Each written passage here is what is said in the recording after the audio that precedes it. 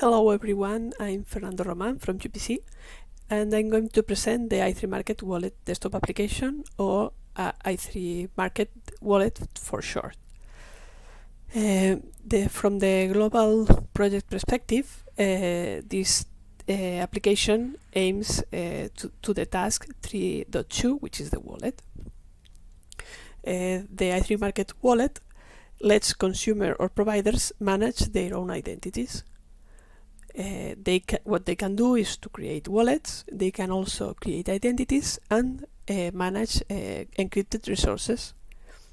They can do this using two interfaces. The first one is an express HTTP API, so other applications can access easily to the wallet and perform operations. And this API is described using Swagger. And the other interface is a user interface, a common user interface that users can use to perform several operations. From the highest level of the application data model is the wallet. The wallet application can have one or multiple wallets, and each wallet itself can also contain one or multiple identities. Then the wallet also stores resources that can be linked to identities. On the current version, the only resource we support is the verifiable credential, and it's used to retrieve information of an identity, for instance, its role.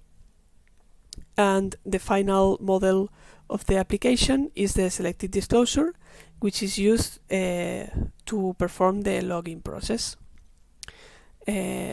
Different operations can be performed using the Swagger UI, and other ones can be performed using the user interface. But since we are going to view the demo right now, I'm not going to list each one right now. So you can now see the application and the Swagger UI on the screen. And the first thing we have to do is to create a wallet.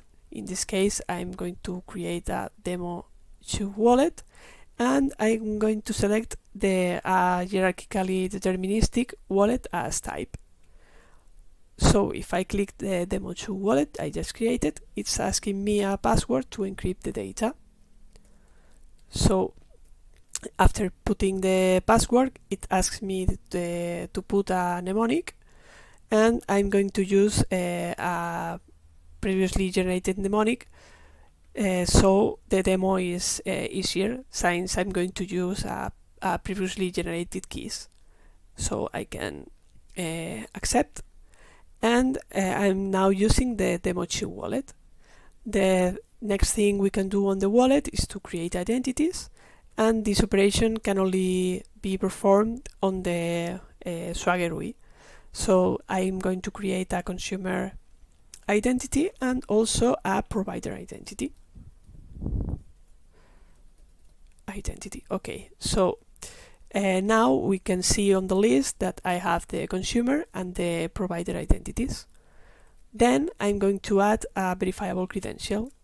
The verifiable credential I'm using on this example will be added to the identity 1, which is the consumer identity, and it's used to prove that this identity belongs to a consumer, a valid i3 Market consumer.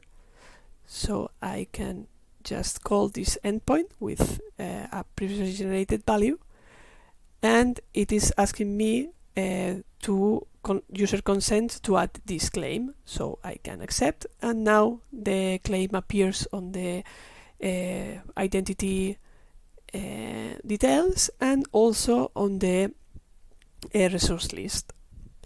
Finally, we can perform the login process using a selected disclosure.